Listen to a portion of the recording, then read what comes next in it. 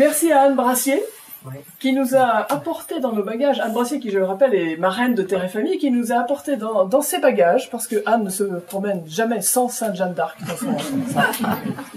Voilà, merci Anne, je ne sais pas où vous êtes, mais merci beaucoup. Alors maître, merci encore d'être avec nous ce soir. C'est vraiment un très grand honneur pour notre grande capitale de Briand de recevoir... Centre du monde, ça Centre du monde, absolument. Et nous en sommes très fiers en tout cas. Et nous sommes très fiers de vous recevoir dans notre beau village. Donc vous êtes vraiment un grand avocat devant l'Éternel. Et vous avez défendu des personnes, je le dis parce que vous avez su défendre des personnes qui ont vu s'acharner contre elles les pouvoirs publics, l'opinion publique, et je pense qu'il faut avoir une dose de courage. Moi, je m'en aperçois tous les jours. Pour oser dire quelque chose qui n'est pas dans l'air du temps, il faut une dose de courage extraordinaire. Juste oser le dire, en fait. Et j'ai toujours cette tendance-là, c'est que c'est pas la violence la violence physique qui est importante, mais c'est le courage que nous avons à dire, à projeter à l'extérieur de nous ce que nous ressentons très fort, en fait. Je pense que c'est vraiment primordial. Alors je rappellerai seulement que vous n'avez pas seulement écrit ce magnifique livre sur Sainte Jeanne d'Arc, le procès de Rouen, que j'ai énormément aimé et que je n'hésite pas à qualifier de chef-d'œuvre parce que en tant qu'avocat, vous nous avez fait participer, j'avais l'impression d'être dans la salle d'audience, et vous avez en plus eu cette grande discrétion. Jamais vous ne vous mettez en vedette. En fait, Jeanne et Sainte Jeanne d'Arc est vraiment la vedette. Et ça, j'ai trouvé ça vraiment admirable. Vraiment. C'est un livre pour moi très inspiré, en fait.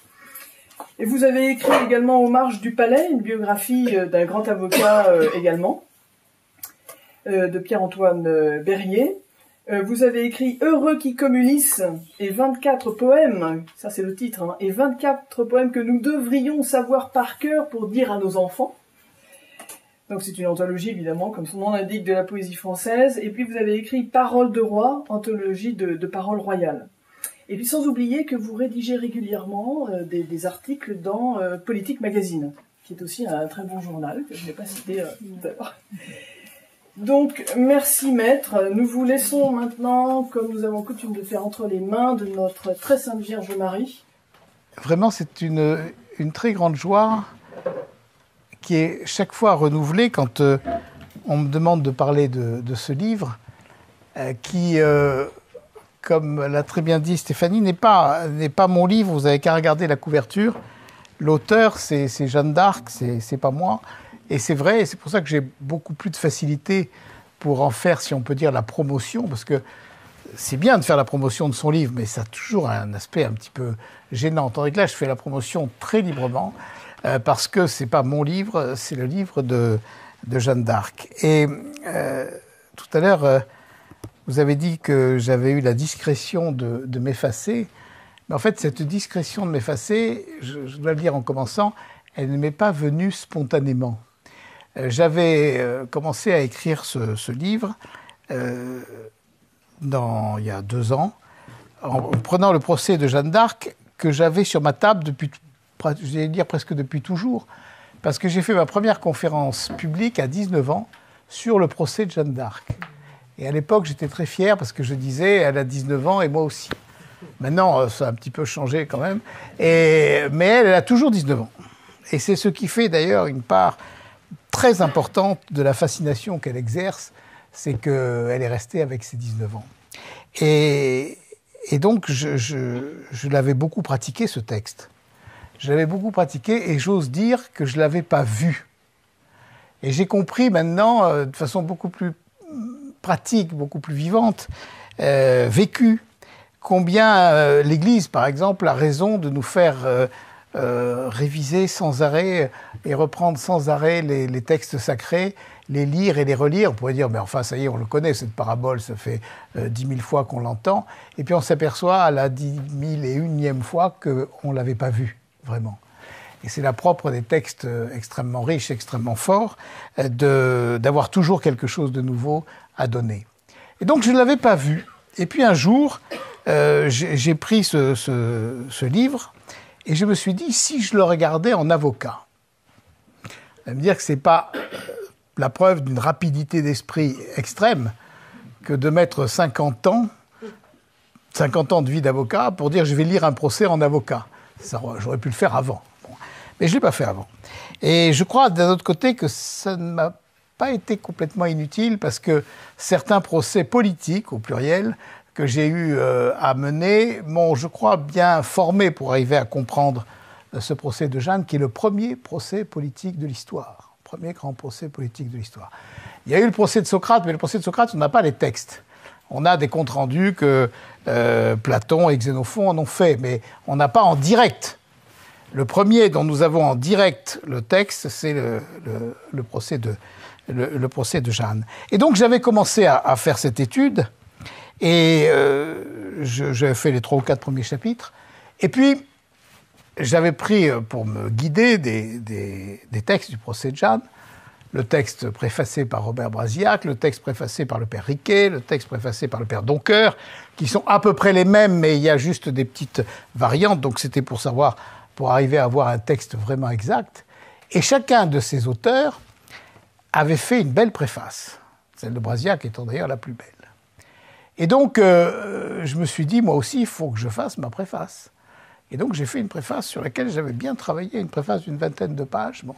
Et puis, un jour, je déjeune avec l'un de mes grands amis, et que je considérais comme un très grand conseil dans ce domaine, qui est l'acteur Jean Piat, qui est un acteur maintenant âgé, puisqu'il a 92 ans et demi, comme il dit. J'ai 92 ans et demi, comme les enfants qui disent j'ai 6 ans et demi. Bon. Mais il joue encore à Paris aujourd'hui, avec une jeunesse qui l'accompagne, qui est Mylène de Mongeau, qui a 84 ans et demi. Bon. Donc, il faut ce qui prouve que l'art, l'amour et le théâtre n'ont pas d'âge. Et donc, je déjeune avec lui et je lui dis, Jean, voilà, je suis en train d'écrire un livre et j'aimerais que vous me donniez votre avis. Et il me dit, mais je n'ai pas le temps, c'était il y a 2 ans, j'ai 90 ans, je suis quand même un vieux monsieur, et puis je prépare une pièce de théâtre, c'était pas la même que celle qui joue là. Et donc, j'ai pas le temps. Et puis finalement, il prend mon texte, et dans l'après-midi, il me téléphone, et il me dit, j'ai pas fait la sieste, j'ai lu votre truc, vous tenez quelque chose de fantastique, mais fantastique. Mais alors, je vous en supplie, virez-moi votre préface. Je dis quand même, Jean, ma préface, elle n'est pas belle. Il me dit, mais on s'en fout complètement. Je ne sais pas si elle est belle ou pas, on s'en fout complètement. Ce qui est intéressant, c'est Jeanne. Et votre préface, elle nous fait un mur avant Jeanne. 20 pages avant d'arriver à Jeanne, c'est fatigant. Bon, alors je dis, bon, bah, très bien.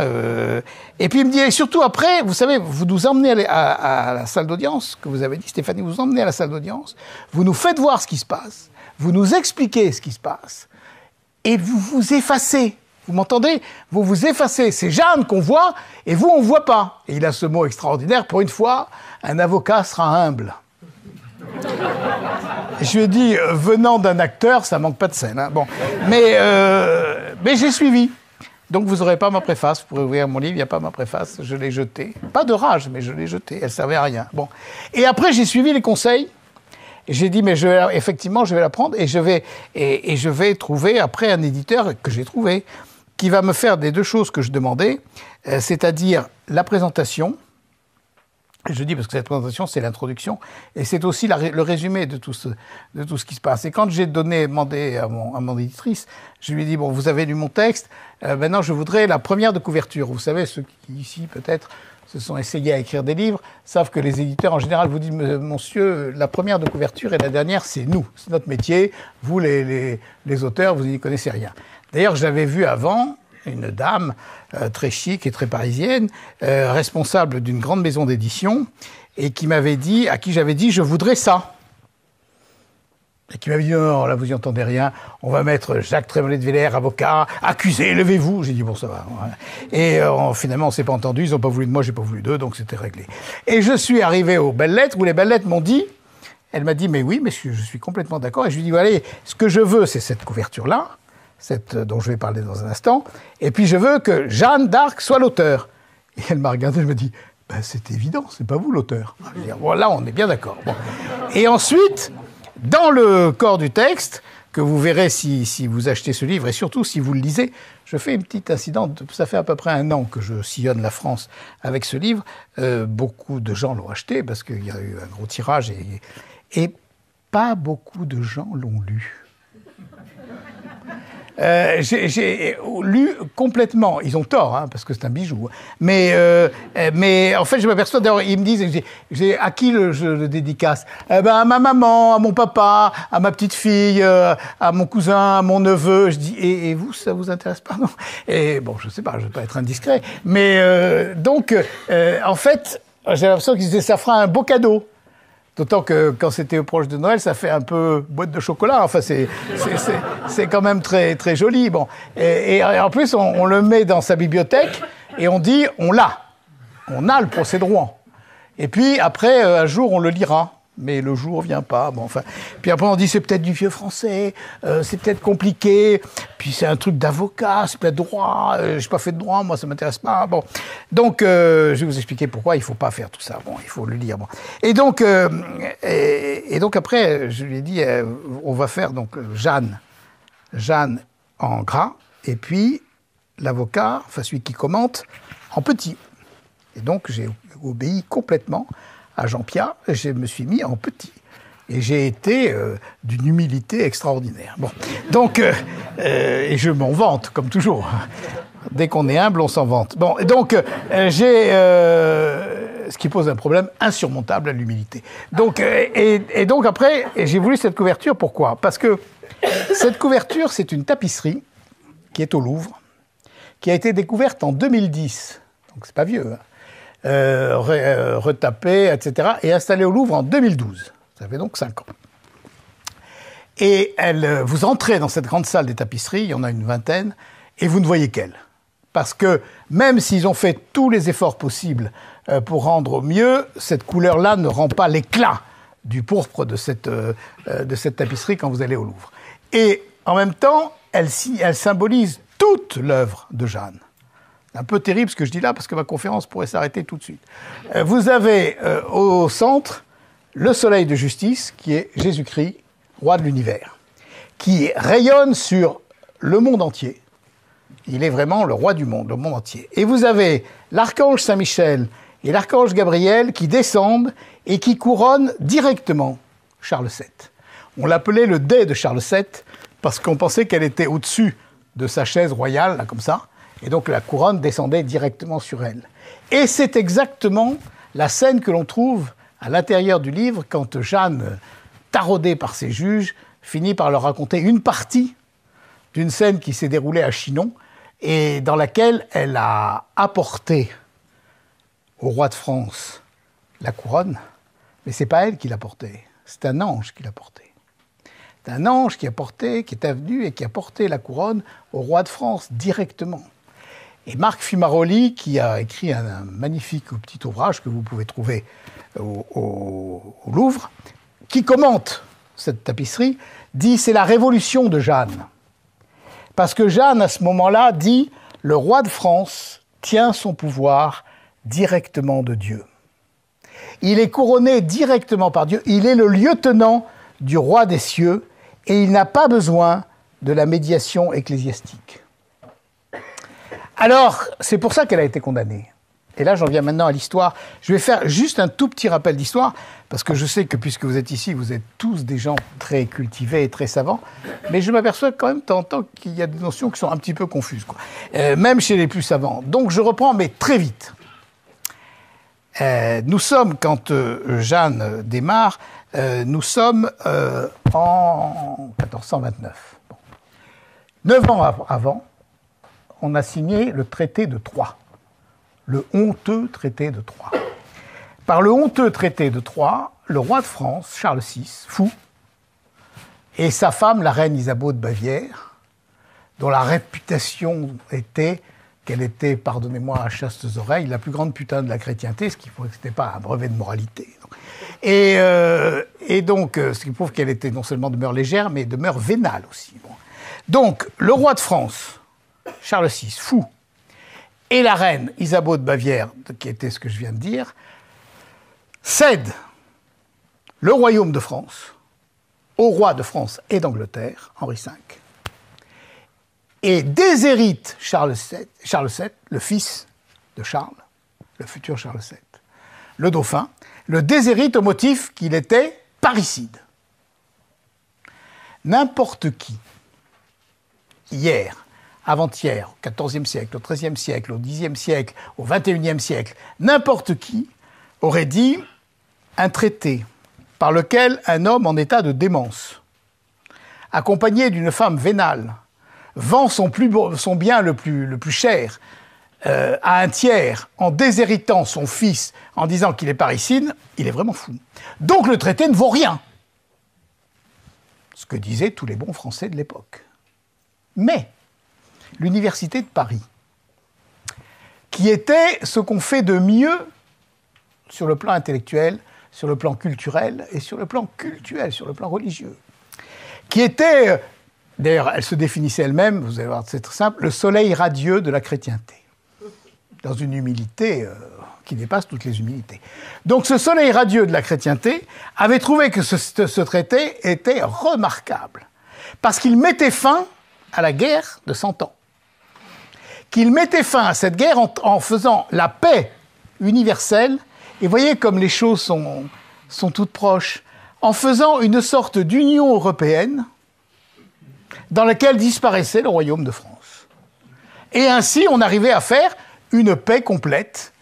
Et donc, c'était bien. Et l'Université de Paris avait elle-même rédigé le serment que tout bon Français devait prêter, allégeance au roi de France et d'Angleterre, et de lutter par tous les moyens contre le prétendu Charles VII. À la suite de ce traité, qui lui-même est la suite de la bataille d'Azincourt, 1415, où les chevaliers français ont été laminés. C'est l'une des plus grandes défaites de notre histoire. On a 3 grandes défaites qui se suivent, Crécy, Poitiers, Azincourt. Il faut toujours méditer là-dessus. Crécy, Poitiers, Azincourt, là, on a pris des raclées terribles. Et après Azincourt, le roi d'Angleterre a fait trancher la tête de 500 des chevaliers français prisonniers. On n'a pas attendu le djihad pour trancher les têtes. Et 500 chevaliers français prisonniers, à la grande stupeur et à la grande horreur des chevaliers anglais, qui ont dit « Sire, c'est pas possible. C'est contraire à toutes les lois de la chevalerie. C'est contraire à toutes les lois de la guerre. Et en plus, c'est absurde, parce que ces chevaliers, d'habitude, qu'est-ce qu'on fait? Eh bien, on les rend contre rançon. Et la rançon nourrit l'effort de guerre. » Mais le roi, qui était plus malin qu'eux, même s'il était plus cruel et plus fourbe, a dit « Non, mais on va le faire quand même. » Et comme ils n'ont pas voulu le faire, il l'a fait faire par des tueurs professionnels.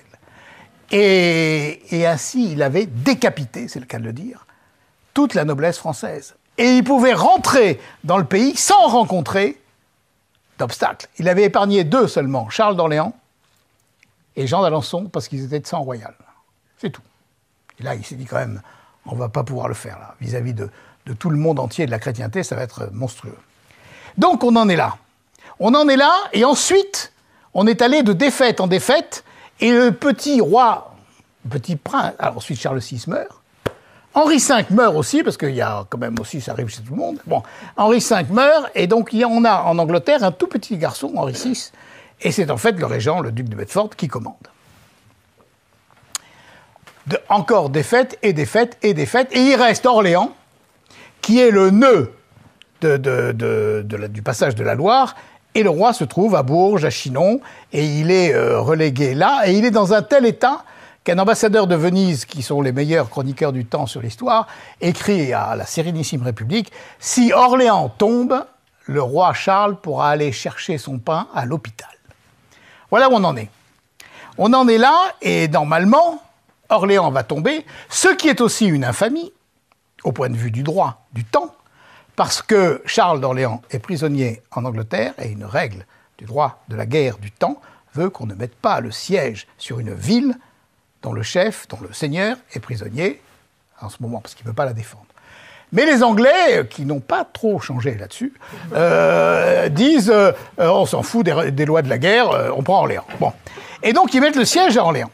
Et on en est là, et Orléans va tomber, et tout va être résolu. Et le roi Charles ira je ne sais où. Le roi Charles, d'ailleurs, est tellement désespéré qu'une nuit, dans le château de Loches, où il se trouvait, il se lève et il va dans la chapelle du château et il fait cette prière, tout seul. « Seigneur, si je ne suis pas le fils de mon père, ce qui ne serait pas impossible vu l'inconduite de ma mère, eh bien envoyez-moi un signe, parce que toutes ces défaites sont peut-être la conséquence du fait que je ne suis pas l'héritier légitime. Alors si je ne suis pas l'héritier légitime, il était atteint du mal le plus terrible, qui est le mal du doute sur lui-même. Alors dans ces cas-là, eh bien écoutez, envoyez-moi un signe, et puis je me retirerai en Aragon ou en Écosse, mais j'abandonne la guerre, c'est plus la peine de faire tuer les gens pour rien. Il en était là. Quand des marches de Lorraine arrivent, alors je suis obligé de ne pas vous raconter toute l'histoire de Jeanne, parce qu'on va arriver au procès. Quand des marches de Lorraine arrive cette jeune fille, en 11 jours, direct, tout droit, vous voyez sa route, là, Don Rémy Chinon, c'est tout droit. Elle arrive et elle entre, je vous passe les détails, elle entre dans la grande salle du château de Chinon, et elle va directement au roi qui s'était caché, il avait mis un autre sur la chaise royale, et lui il s'était caché. Elle arrive devant le roi, et le roi à ce moment-là, si vous voulez savoir comment il est, c'est pas très compliqué, vous regardez les tableaux de Fouquet, et vous voyez un homme dont les paupières tombent, les joues tombent, la bouche tombe, le menton tombe, tout tombe. Et en plus, il a des genoux qui s'entrechoquent. Bon. Et Jeanne arrive et se met un genou en terre devant lui. Et ça, c'est pas elle, c'est moi qui le dis. Mais je pense qu'elle a dû penser, bon, il va falloir faire avec ça. Mais ça, c'est moi qui le dis, c'est pas elle. Et elle lui dit, et elle l'entraîne dans la petite chapelle qui est au bout de la grande salle. Et là, elle lui dit, en le tutoyant pour la seule fois de sa vie, « Je connais ta prière secrète. Et je suis venu te dire de par Dieu que tu es vrai héritier du royaume de France. » Et donc là, il ressort, et de la vie de tous, de toutes les chroniques, il ressort, il était tout remonté de partout. Il était tout transformé, les gens se disent, il s'est passé un truc. Bon.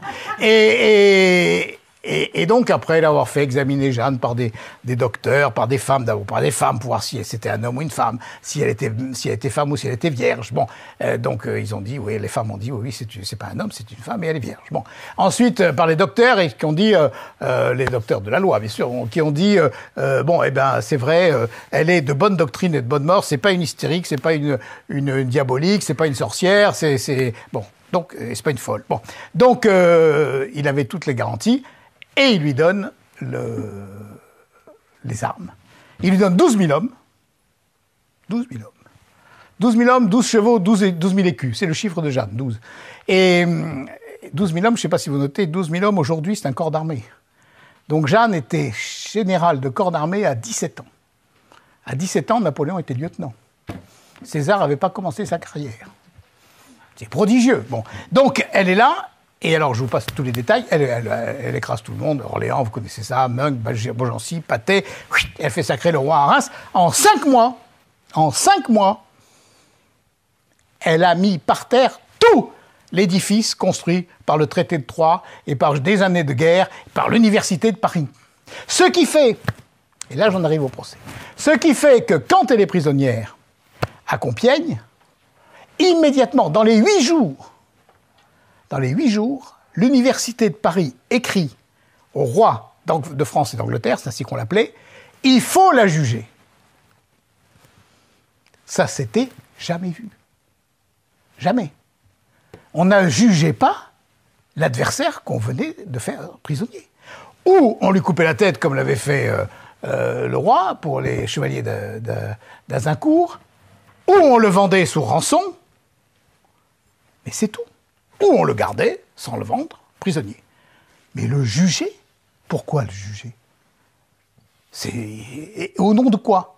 Donc on invente un premier jugement, une première chose, une première dans l'histoire de l'humanité, qui après aura des suites et grandira. On connaîtra les procès soviétiques, enfin tous les procès politiques et les procès idéologiques, où il faut que, et ça commence avec Jeanne, il faut que l'ennemi ne soit pas seulement vaincu, mais qu'il soit misérable, qu'il soit haïssable, qu'il soit une sorcière, qu'il soit diabolique. Donc Jeanne, c'est pas seulement l'ennemi que par une chance extraordinaire, on a fait prisonnière, c'est une sorcière, parce que il faut que l'univers entier sache que le roi Charles VII, le prétendu roi Charles VII, a été couronné à Reims grâce à une sorcière. Et que donc il soit déconsidéré totalement au vu de toutes les cours d'Europe, de la chrétienté, jusque chez le Grand Turc, parce qu'on parlait de Jeanne jusque chez le Grand Turc. Et la seule façon de le faire, c'est de faire, comme disait Cochon, un beau procès. Et donc ils nous ont fait un beau procès. 4 greffiers, 2 en latin, 2 en français. Parce que le procès se déroulait en français, puisque Jeanne ne parlait pas latin. Mais la langue judiciaire du temps, c'est le latin. Donc les greffiers notaient en traduction simultanée. Qui prouve que, je ne sais pas s'il y a des greffiers dans la salle, ou des magistrats, mais on n'a plus de greffiers aujourd'hui capables de vous traduire directement en latin les interrogatoires. Remarquez, c'est un peu du latin de cuisine, hein. Respondit Johanna, etc. Mais c'est pratique parce que, justement, on devine même la phrase de Jeanne sous le latin. Et comme on a à côté le texte en français, on recompose très bien. Mais il en fallait 4, parce que le procès commence le 21 février 1431, et il commence dans la grande salle du château de Rouen, grande salle de la chapelle royale du château de Rouen. Ils sont 45, 47, parfois 60 juges. Vous voyez, presque aussi nombreux que vous, là. Et elle, comme moi, enfin 19 ans, quoi. Et plus de charme. Et devant, toute seule. Devant, alors ils sont tous insignes docteurs en sacrée théologie, ou insigne docteur en l'un et l'autre droit, c'est le meilleur de l'université de Paris. Bon. Donc, ils sont tous venus. Cochon était chancelier de l'université de Paris. Il était aussi évêque. Donc, évêque, père abbé, grand inquisiteur. Alors, vous imaginez les robes, les croix pectorales, les trucs, enfin, tout. On ne peut pas imaginer plus impressionnant. Bon. Et Jeanne comparait là, devant, premier jour. Et alors moi, en étudiant mon procès, j'ai pris donc audience par audience. Et je commence forcément par la première audience. Bon. Première audience, et à la première audience, j'ai découvert Jeanne, à la première audience, honte à moi, comme je ne l'avais jamais vue avant. Jamais. Et pour une chose extrêmement simple. Extrêmement simple. Cochon lui dit, bon maintenant, vous allez jurer vous avez prêté serment, de dire la vérité sur toutes les questions qu'on vous posera. Ce qui, à l'époque, était la procédure banale et ordinaire du temps. Aujourd'hui, ça ne se passe pas comme ça. Le président d'une cour d'assises dit à l'accusé « Vous avez le droit de vous taire et vous avez même le droit de mentir. » À quoi l'accusé répond, bien chapitré par son avocat « Je n'en abuserai pas, monsieur le président. » Et après ces précautions d'usage, qui sont l'hypocrisie judiciaire qui existe aujourd'hui comme elle existait au XVe siècle, et comme elle existait il y a 25 siècles, et comme elle existera encore dans 20 siècles si la Terre tourne. Après, au bout de 5 minutes, n'importe quel président de cour d'assises aujourd'hui dit à l'accusé « Enfin, monsieur, vous êtes là pour dire la vérité, vous allez répondre, oui ou non ?» Bon, tout, bon. Ce qui fait que tout ce qu'on a dit, et toutes les précautions oratoires qu'on a dit avant ne servent à rien. Et là, c'est pareil, sauf qu'on était un peu plus franc, si on peut dire. On dit « Vous allez prêter serment de répondre la vérité sur tout ce qu'on va vous demander. » Et Jeanne, tout de suite, encore une fois, 19 ans, elle ne sait ni A ni B, elle n'a jamais fait de droit. Bon. Elle dit « Je ne sais sur quoi vous me voulez interroger. Peut-être me poseriez-vous une question sur laquelle je ne vous répondrai pas. » Cochon est sidéré. Là, il s'est dit bon, j'ai un os, quoi. Bon. Et donc il dit mais enfin, vous allez jurer de dire vérité sur ce qui vous sera demandé concernant la matière de foi, et que vous saurez. Et Jeanne, comme s'il n'avait pas parlé, de mon père, de ma mère et des choses que j'ai faites depuis que j'ai pris le chemin de France, volontiers je jurerai. Vous voyez, elle fait quelque chose que, alors c'est là où l'avocat est sidéré, quelque chose qui est vraiment révolutionnaire devant un tribunal. Il y a une chose, devant un tribunal, il y a deux deux éléments qui sont complètement permanents. Le juge a la maîtrise de la matière de l'interrogatoire. Ça se traduit par une procédure très simple.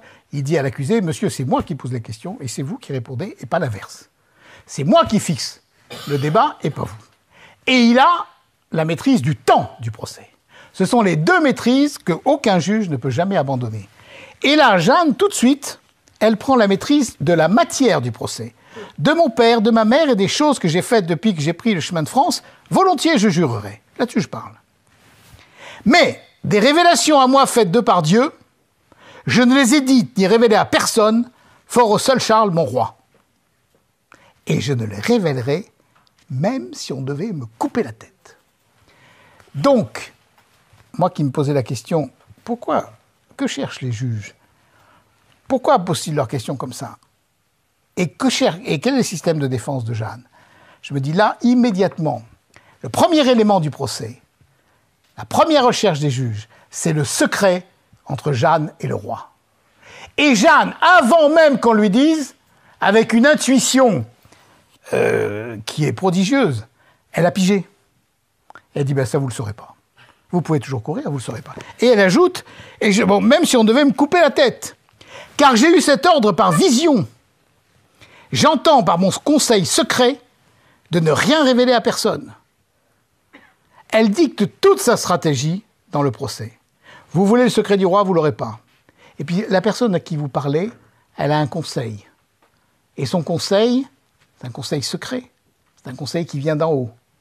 C'est un drôle d'obstacle pour le juge.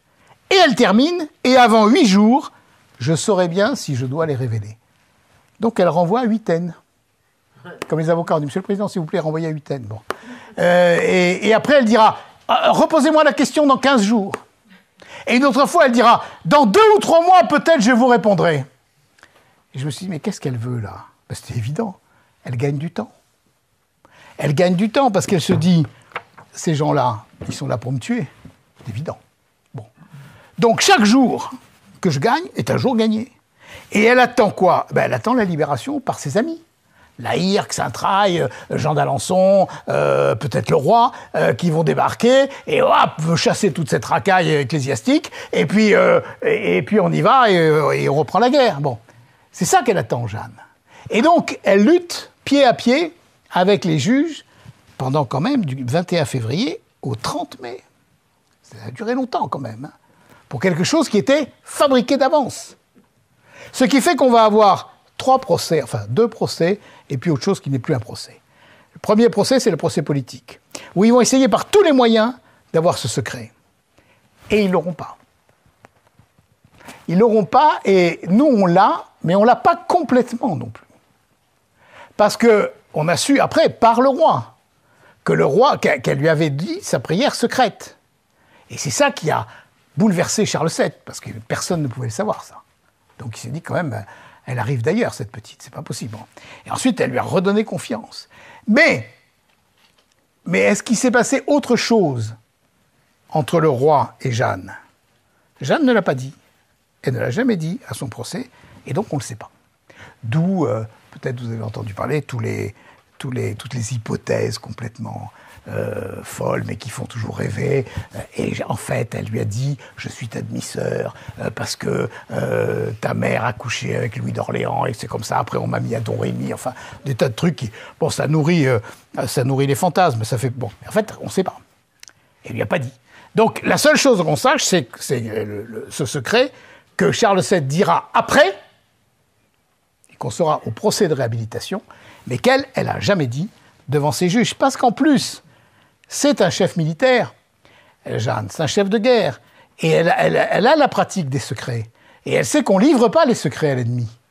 Et en fait, elle sait que ce ne sont pas des juges, ce sont des ennemis. Et si elle avait dit, imaginez qu'elle ait dit, le roi doutait de lui-même, et je suis venu lui douter de sa légitimité, et je suis venu le conforter. Eh bien, que serait-il resté de ça? Le roi doutait de sa légitimité. Et l'Europe entière aurait su, on connaît ça en matière médiatique, hein, on oublie la fin de la phrase, l'Europe entière aurait su, on tient de Jeanne elle-même que Charles VII doutait de sa légitimité. Fini. elle connaît très bien la guerre psychologique, elle connaît très bien la guerre idéologique, et elle sait qu'il ne faut pas parler. Et donc elle ne parle pas.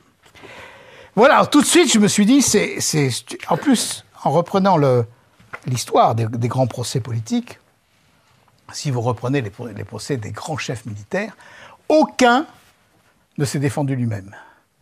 Ils ont fait une déclaration initiale et puis ils ont laissé la parole à leurs avocats. Parce que même les plus grands chefs militaires étaient complètement perdus devant ce monde judiciaire qui n'est pas le même monde que le monde de la guerre. Le maréchal Ney, dont il paraît-il on entendait la voix sur la plaine de la Moskova, sur la plaine d'Iéna, au milieu de la mitraille. Bon. Bel organe. Hein. Bon. Et bien, quand il arrive devant ses pairs, il se tourne vers son avocat, Berryer, qui a 20 ans, il lui dit « Maître, dites-moi ce que je dois répondre, donnez-moi un papier. » Enfin bon, il est perdu. Louis-Napoléon Bonaparte, quand il comparait après son coup d'État raté dans le nord de la France, et pareil, il dit à Berryer, qui avait vieilli, mais enfin le même, il lui dit Maître, je m'en remets à vous, parce que je ne sais vraiment pas à quelle sauce ils vont me manger, et je ne sais pas comment il faut se tenir. » Bon. Le maréchal Pétain fait la même chose. Le général Salan fait la même chose. Ils s'en remettent à leurs avocats. Pourtant, ce sont des stratèges. Pourtant, ils ont connu la guerre et l'État, etc. Mais c'est pas le terrain. Ils ne connaissent pas le terrain. Et Jeanne, elle n'a pas d'avocat. Et elle connaît le terrain à merveille. Alors là, l'avocat que je suis tombé en admiration en disant, mais ce que nous appelons, nous, dans notre jargon, excusez-moi, il est un peu brutal, mais ça, c'est une bête d'audience, quoi. C'est un athlète de l'interrogatoire judiciaire. Et après, elle va les mener, les balader, et même non pas les faire rire, parce qu'ils ne riaient pas du tout, mais parfois c'est le public qui riait.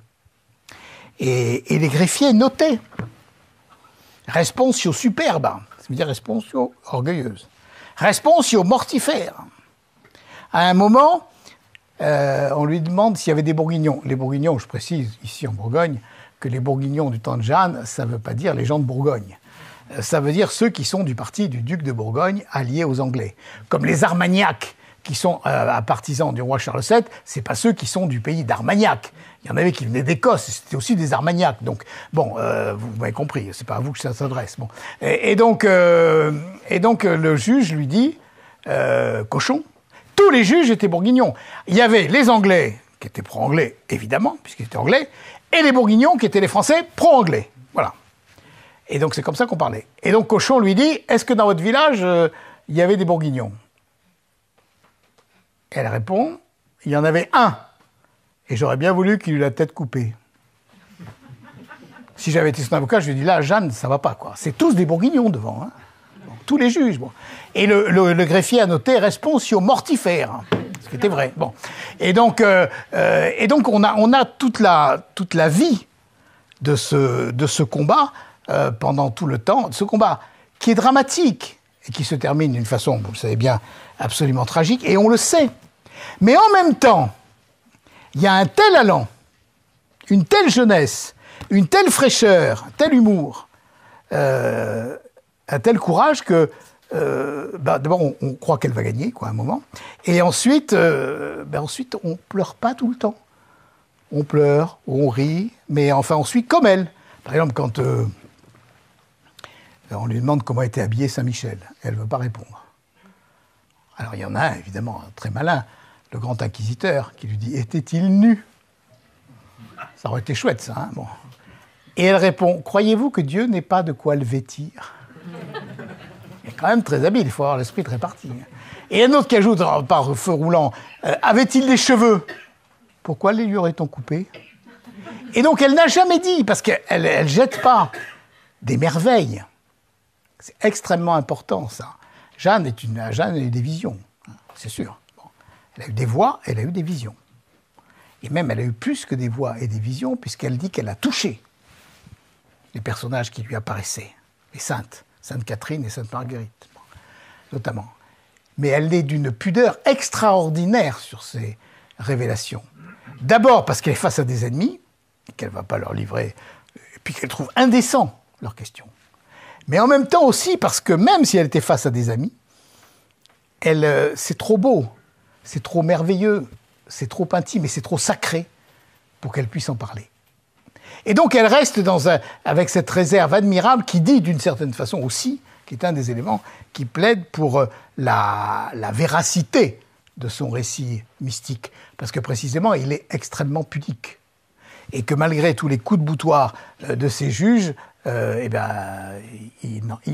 n'en sauront que le peu qu'elle a voulu lâcher, et nous-mêmes, notre curiosité, si on avait une curiosité de ce domaine-là, notre curiosité n'est pas rassasiée parce que c'est pas un objet de curiosité.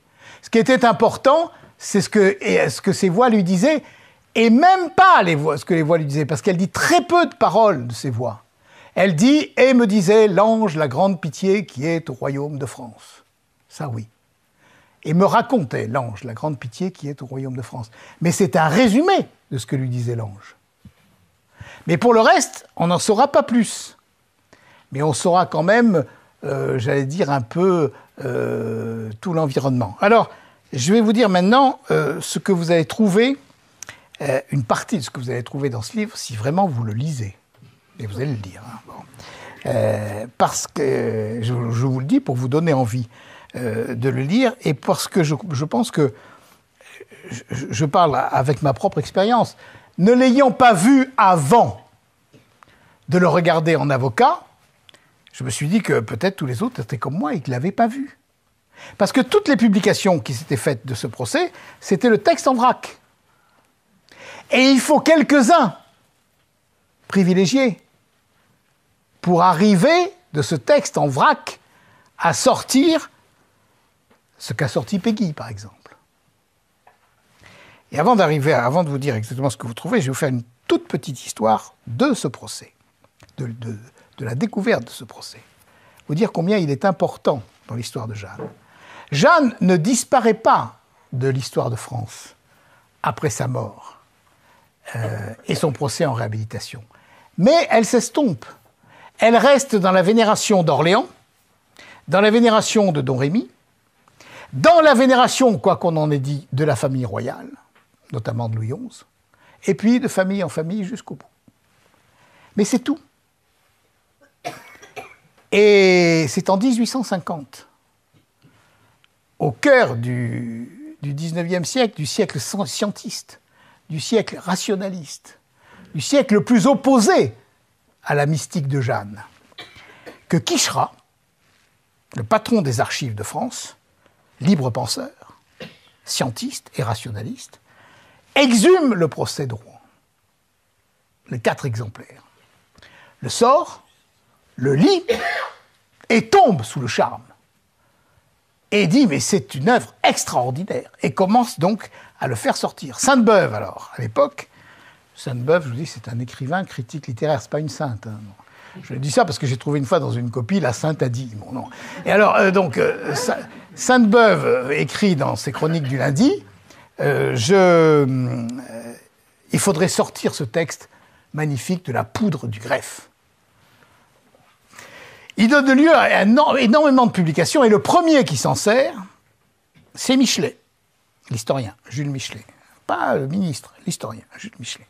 C'est embêtant, on a la philosophe Simone Veil avec un W et l'autre la ministre, on a le ministre Edmond Michelet et puis l'historien Jules Michelet. Jules Michelet, républicain, laïque et tout, dit « Fantastique cette fille, la fille du peuple, qui sauve la nation, alors que le roi l'abandonne et que l'Église la brûle, ah paf, il en fait un bouquin, qu'à l'époque scandalise les milieux catholiques. Aujourd'hui, quand on le lit, on dit finalement il est pas mal. Bon. Surtout qu'il a cette formule extraordinaire sur Jeanne, gardez-la bien. Jeanne, c'est le bon sens dans l'exaltation. C'est tout à fait ça. Donc, et alors à ce moment-là, du coup, les catholiques reprennent le combat en disant « Mais non, Jeanne n'est pas ce que vous dites, c'est quand même une... » Bon, et donc, l'histoire de Jeanne envahit les bibliothèques et envahit le domaine de la science historique. Quelques années plus tard, 1895, un jeune garçon d'Orléans, nommé Charles Péguy, est à Normal Sup. Il est d'origine catholique, mais il a laissé toute pratique catholique, et il est partisan de la République socialiste universelle. Et le bibliothécaire de Normal Sup, Lucien R., un vieil anarchiste en blouse grise, lui dit « Peggy, tu devrais lire ça ». Et il lui sort le procès de Jeanne.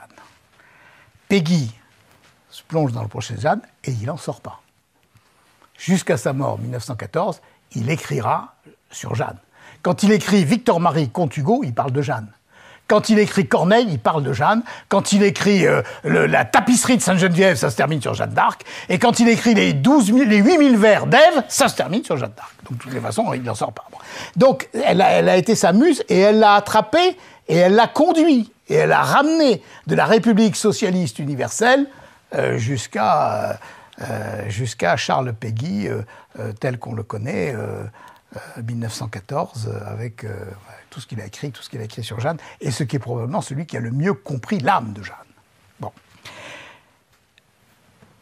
Vous voyez qu'elle est revenue dans un milieu qui n'était pas du tout le milieu dans lequel on l'attendait. Et il y a quelque temps, ce qui était un milieu libertaire, un milieu de gauche, un milieu scientiste, un milieu, disons, républicain.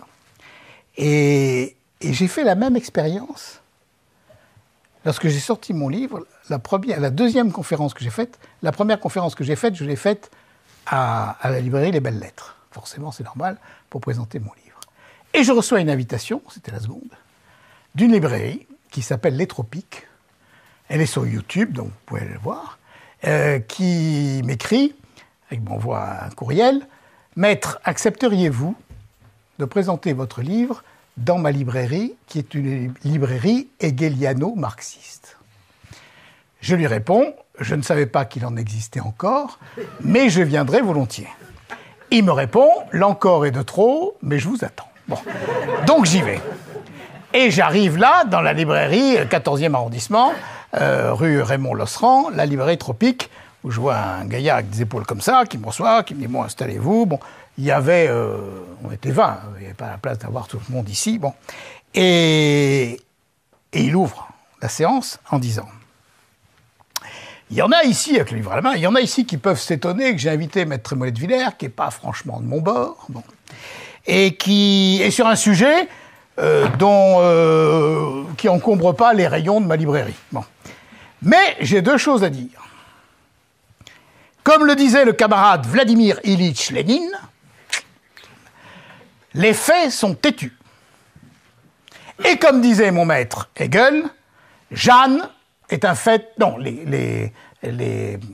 l'histoire est parsemée de faits transcendantaux. Jeanne est un fait transcendantal. Maître, vous avez la parole. Je dis, monsieur, vous avez à peu près tout dit. Hein. Bon.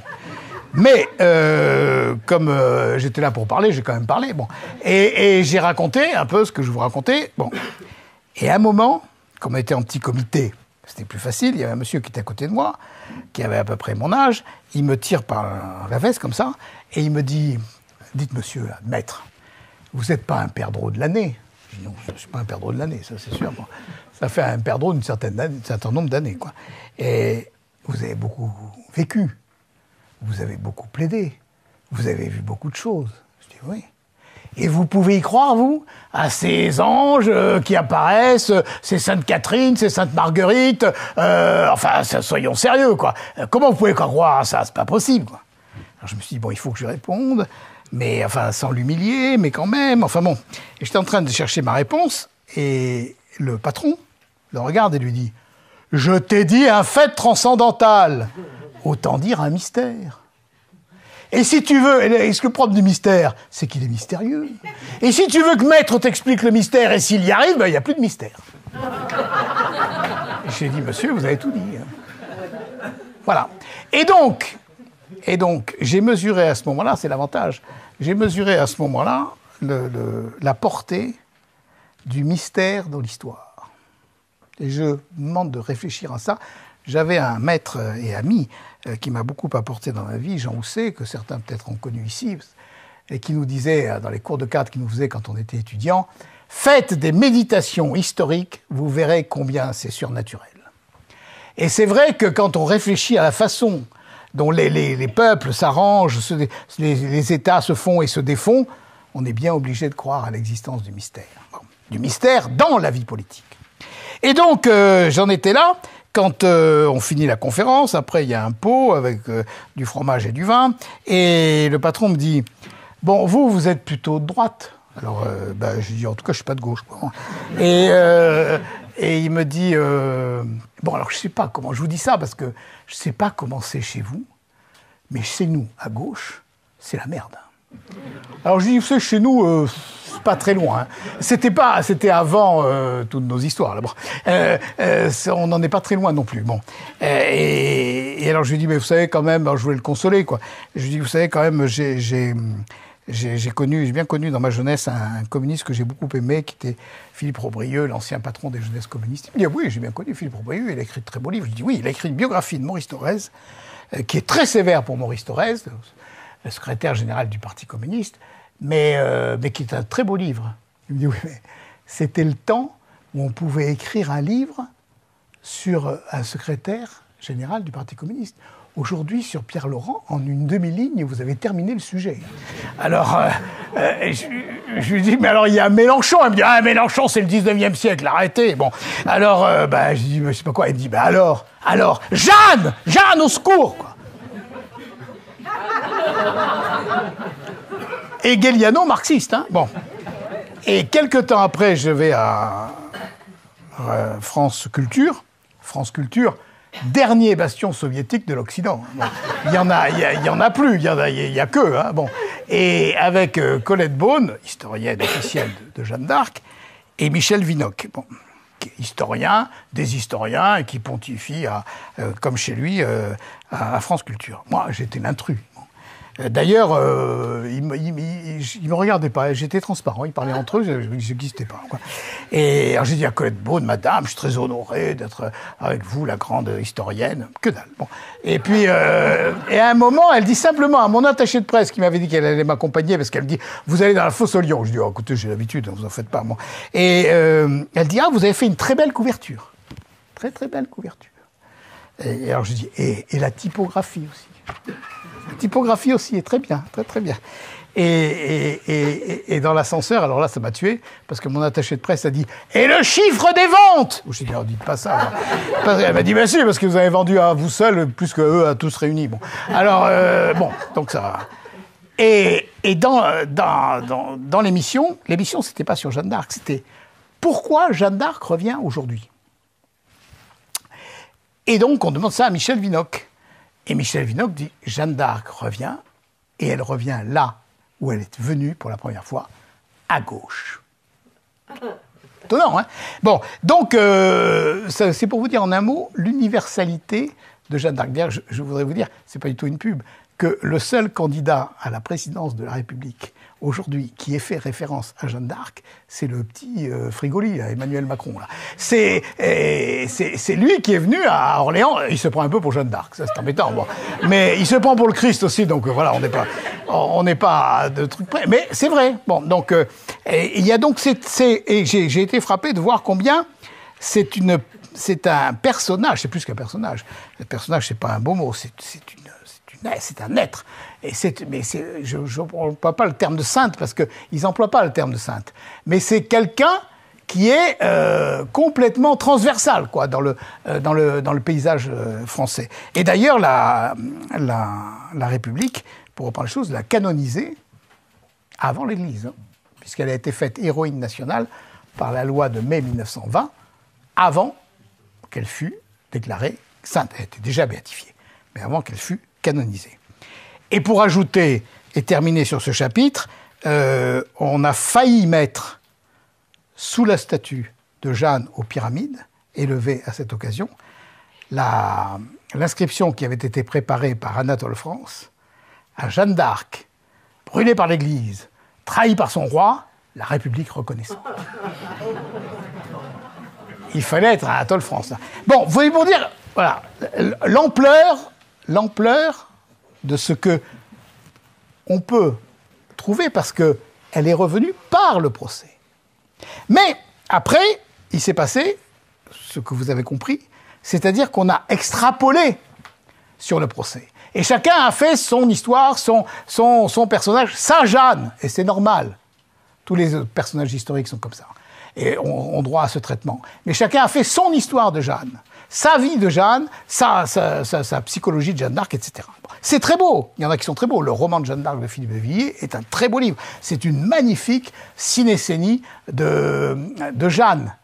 Mais là, vous aurez Jeanne et Jeanne seule. Jeanne en direct avec vous. Vous rencontrez Jeanne. Et beaucoup de gens me l'ont dit, j'ai rencontré ceux qui ont lu, et qui n'ont pas acheté pour l'offrir à leur filleule ou à leur grand-mère. Mais ils disent, j'ai vraiment rencontré Jeanne. Parce que, pour prendre une image que certains comprendront, quand tout le monde la comprendra peut-être, Jeanne, avant le procès, c'est un diamant parfait. C'est un diamant pur. Mais c'est un diamant non taillé. Et quand le diamant est taillé, et quand il est taillé, c'est très violent. Mais après, il brille de 1000 feux, beaucoup plus que s'il n'était pas été taillé. Or, les juges ont fait ça. Ils ont torturé Jeanne. Ils ont torturé dans tous les sens du terme, mais de cette souffrance est sorti un éclat qui n'existait pas dans la vie de Jeanne avant, et qui a été fait pour nous être donné à nous, après, et qui est ressorti au moment où nous en avions besoin. C'est-à-dire au moment où nous avons sombré intellectuellement, idéologiquement, dans le scientisme, dans le matérialisme, dans l'athéisme, dans le laïcisme, c'est-à-dire dans tout ce qui nous dit « Dieu ne s'intéresse pas aux choses de la société, Dieu ne s'intéresse pas aux choses de la politique, Dieu ne s'intéresse pas au royaume de France ». Vous ne pouvez pas, il y a une coupure complète, vous ne pouvez pas. Vous pouvez être chrétien, vous pouvez aller à la messe, vous pouvez faire tout ce que vous voulez, vous pouvez y aller même tous les jours, même 3 fois par jour, tout ce que vous voulez, mais si vous arrivez en politique, vous n'êtes plus le même. Et vous oubliez. C'est la grande règle en France. La règle qui s'impose à tout le monde. Bon. Et c'est la règle qui est à l'opposé de la réalité du royaume de France et de la réalité du royaume de France que Jeanne rappelle avec ce Saint-Michel et Saint-Gabriel qui couronnent directement le roi de France.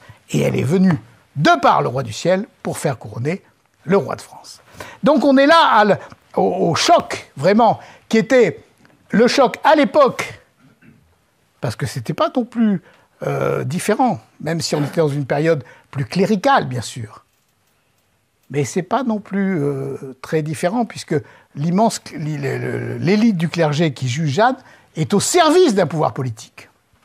Et donc il y a véritablement un retour dans le monde moderne et une présence dans le monde moderne, dans notre monde aujourd'hui, de ce joyau qui est fait pour nous éclairer complètement.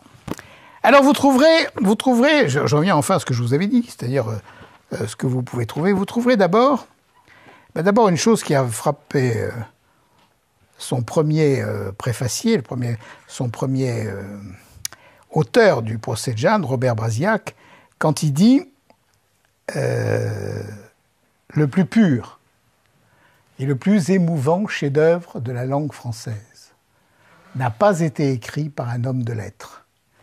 Il est né de la collaboration abominable et douloureuse d'une jeune fille visitée par les anges et de quelques curés muets pour l'occasion en tortionnaires.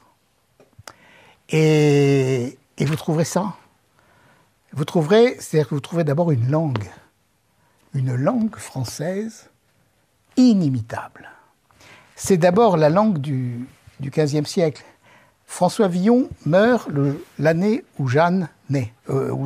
François Villon naît l'année où Jeanne meurt, 1431. C'est le moment où le français sort du latin. C'est le moment où il est tout jeune, tout frais. C'est le moment de la source.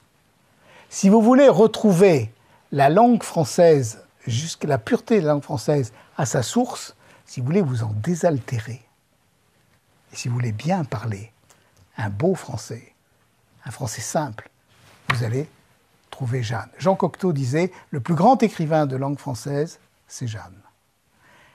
Et Jules Laforgue disait « Elle parle un français de Christ ».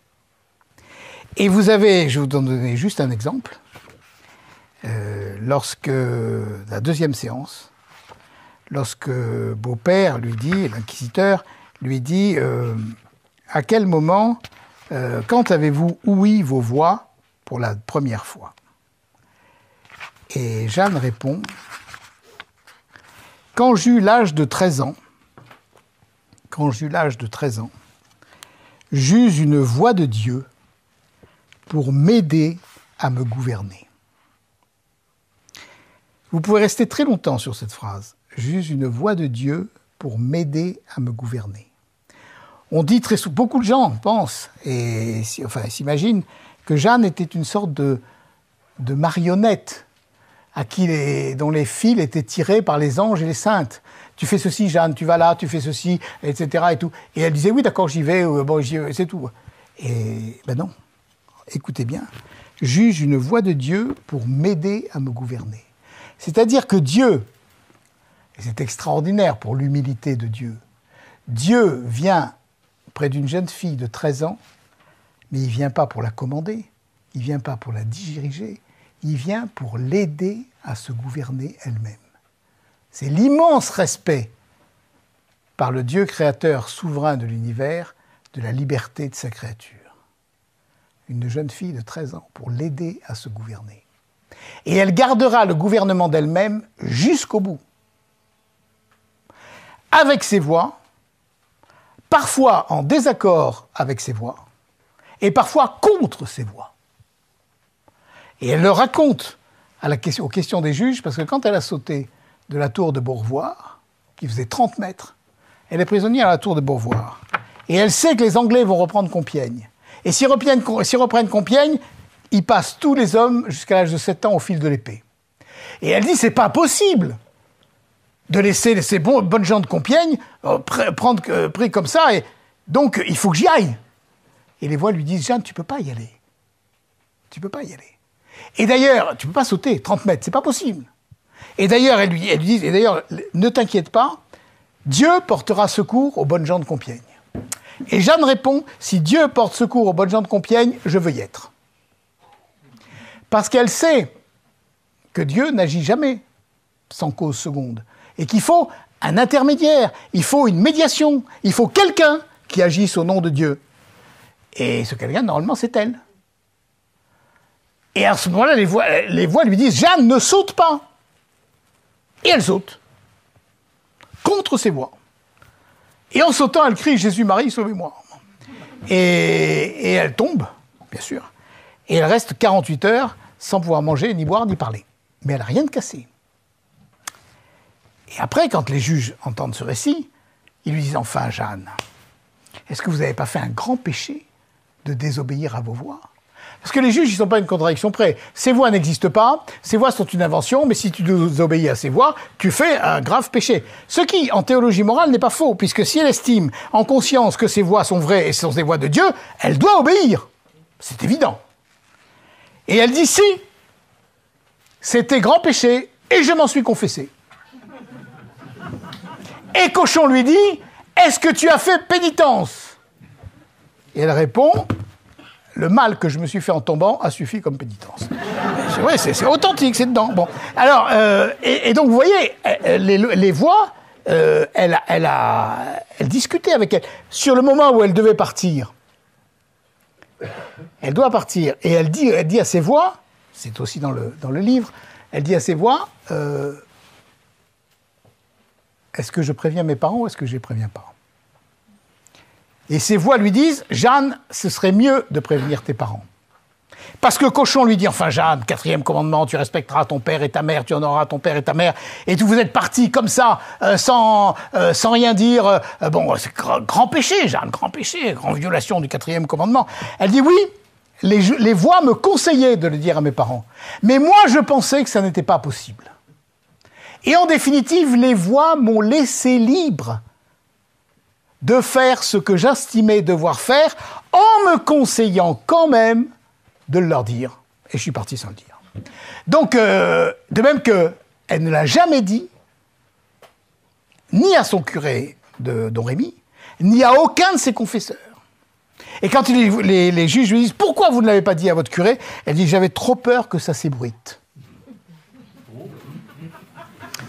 qui prouve quand même une certaine psychologie. Hein, bon. Et donc,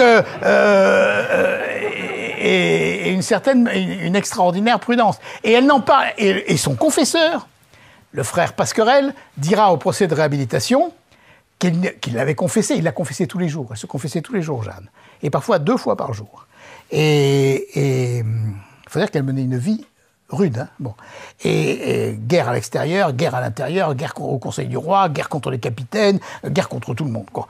Bon, et donc c'était une vie violente. Et il lui dit jamais elle ne m'a parlé de ses révélations. Ces révélations vont au roi, parce qu'elles sont faites pour le roi, et au capitaine avec qui elle combat, parce que ça fait partie de son métier. Ce sont des révélations politiques et militaires, et donc, elle a une mission politique et militaire, et donc elle en parle aux politiques et aux militaires. Donc vous trouverez... Et alors je continue quand même, parce que vous voyez, ce qu'on peut dire sur déjà une phrase. Donc vous avez de quoi méditer. Hein. Et la première fois, j'eus grand peur. Quand j'eus l'âge de 13 ans, en plus j'ai pas dit, l'âge de 13 ans, à l'époque c'est l'âge de la nubilité. 13 ans, une jeune fille peut se marier. C'est le moment donc du choix, mariage, vie religieuse, etc. Quand j'eus l'âge de 13 ans, donc c'est bon. Et la première fois, j'eus grand peur. Ce qui prouve que c'est pas une voix intérieure. Il y a eu je ne sais combien de livres et de thèses, c'était des voix intérieures qui lui montaient, et comme elle avait beaucoup prié dans son église, à Domrémy, devant Sainte Marguerite, devant Sainte Catherine, elle a cru que c'était Sainte Catherine et Sainte Marguerite qui lui remontaient comme ça, etc. Les voix intérieures, ça fait pas peur. Ça n'a jamais fait peur à personne. Nous avons nos voix intérieures. Nos voix intérieures, en général, elles nous disent ce qu'on a envie d'entendre. Et quand elles nous disent le contraire, on fait taire la voix intérieure. Bon, c'est pas compliqué. Hein. On parle d'autre chose, ou on va ailleurs, bon, etc. Mais là, la première fois, j'eus grand peur. Donc ça vient de l'extérieur. Et voilà, ce qui, à mon avis, est la plus belle phrase de la langue française. Et vint cette voix, environ l'heure de midi, au temps de l'été, dans le jardin de mon père. Ben, si vous n'avez pas toute la poésie de la France là-dedans, la poésie de la France et la poésie du surnaturel. Mais un surnaturel extraordinairement naturel. Et qui vous dit le tempérament de Jeanne. Cette voix, environ l'heure de midi, au temps de l'été. Il n'y a pas l'ombre du nombre du nombre. Midi, au temps de l'été, on ne peut pas imaginer plus solaire. Bon, dans le jardin de mon père. Elle a dit plus haut, j'ai reçu ma croyance de ma mère. J'ai appris de ma mère, pater, Ave Maria, credo, je n'ai reçu ma croyance que de ma mère. J'ai reçu ma croyance de ma mère et j'ai eu les voix du ciel dans le jardin de mon père. Voilà l'univers de Jeanne qui est un univers de simplicité et de beauté et un univers de lumière absolue. Alors, je ne peux pas tout vous dire parce qu'on y serait demain matin, après-demain, et puis si je vous dis tout, vous ne l'achetez pas, vous ne le lisez pas, bon, et vous dites il a tout dit, c'est pas la peine. Bon, donc voilà la première chose que vous trouverez. Vous trouverez aussi, évidemment, des leçons religieuses, des leçons, je dirais, de mystique, mais d'une mystique extraordinairement simple, et pour ça extraordinairement profonde. Quand les juges lui disent « Jeanne, est-ce que vous obéissez à l'Église ?» et qu'elle dit « J'obéis à l'Église, Dieu premier servi, Messire Dieu premier servi ». Elle leur dit en fait, quand l'Église n'a pas Messire Dieu premier servi, elle met toute la puissance que Dieu lui a donnée, toutes les armes spirituelles que Dieu lui a données, au service d'une autre puissance. Et elle ajoute d'ailleurs, vous n'êtes pas l'Église, vous êtes mes ennemis. Parce qu'ils ont mis tout l'appareil ecclésiastique, tout l'appareil, parce qu'ils lui disent, Jeanne, on peut t'envoyer au feu sur cette terre, et on peut t'envoyer au feu éternel. Parce que ce que nous lirons sur la terre sera lié dans les cieux, ce que nous délirons sur la terre sera délié dans les cieux. C'est la pire des tortures. Et elle répond, Messire Dieu, premier servi. Et quand elle dit qu'elle s'en rapporte à Jésus-Christ, on lui dit, mais Jésus-Christ, et quelle différence fais-tu entre Jésus-Christ et l'Église? Et Jeanne répond, mais ta vie que de notre Seigneur Jésus-Christ et l'Église, c'est tout un. Pourquoi fait-on difficulté que ce soit tout un? J'ai bien réfléchi, j'ai bien regardé des textes. Je n'ai pas trouvé un autre texte parmi les pères de l'Église, même parmi les apôtres, même chez saint Paul, où on dit, dans une formule aussi ramassée, que notre Seigneur Jésus-Christ et l'Église, c'est tout un. On ne peut pas faire plus ramassé. Elle a le génie de la concision poétique. D'ailleurs, à un moment, et alors, donc vous allez trouver ça. Et vous allez trouver, évidemment, Jeanne, êtes-vous en état de grâce? Si je n'y suis, Dieu m'y mette. Si j'y suis, Dieu m'y garde. Et ce qu'on ne lit pas après, et qui est pourtant très beau, je serais la plus dolente du monde si je savais n'être point en état de grâce. Et m'est avis que si je n'étais pas en état de grâce, la voix ne viendrait pas jusqu'à moi. C'est magnifique, hein? Bon. Donc vous méditerez là-dessus, etc. Bon. Et puis ensuite, vous le lirez à plusieurs. C'est un livre qu'on peut lire seul, bien entendu. Mais si on le lit à plusieurs, on voit des choses qu'on ne voit pas tout seul. Moi, je me suis efforcé, s'il y a mon commentaire, c'est pour vous expliquer ce qui se passe dans le tribunal. Mais c'est aussi pour souligner la beauté de textes devant lesquels j'étais passé sans les voir. Et notamment celui que je viens de dire, il vint à cette voix environ l'heure de midi, au temps de l'été, dans le jardin de mon père. Quand je pense à des livres d'histoire où j'ai vu ouais, elle a entendu ces voix probablement l'été dans le jardin de son père. Non, tiens, elle va pleurer, quoi. Bon. Et donc il faut le texte, là, bon, et le voir. Mais même encore maintenant, après je ne sais combien, peut-être 50 conférences dessus, il a fallu que de l'auditoire, de gens qui l'avaient lu, me viennent des observations pour que je voie des morceaux de texte, ou des pages, ou des phrases que je n'avais pas vues. Ainsi, dans Valeurs actuelles, peu de temps après l'apparition du livre, Laurent Dandrieux écrit un article, le plus bel article qui a été écrit sur ce livre, et il met en titre de l'article « Au son de la voix vient la clarté ». Et je lui dis « Laurent, vous avez trouvé ça où ?» Il me dit « C'est dans votre livre. » C'est Jeanne qui le dit. Ah, j'ai dit « J'avais pas vu. » Mais à culpa. Au son de la voix vient la clarté. Vous imaginez ce que ça veut dire? Vous imaginez qu'au son de ma voix vienne la clarté? C'est prodigieux. Et en même temps, elle ne dit pas « Oui, quand la voix arrive, il y a de la lumière qui vient aussi. » Bon, non. Au son de la voix vient la clarté. C'est toute la poésie, toute la concision de la poésie et toute la profondeur en même temps de la pensée et de l'image. Alors ça pose un problème, évidemment.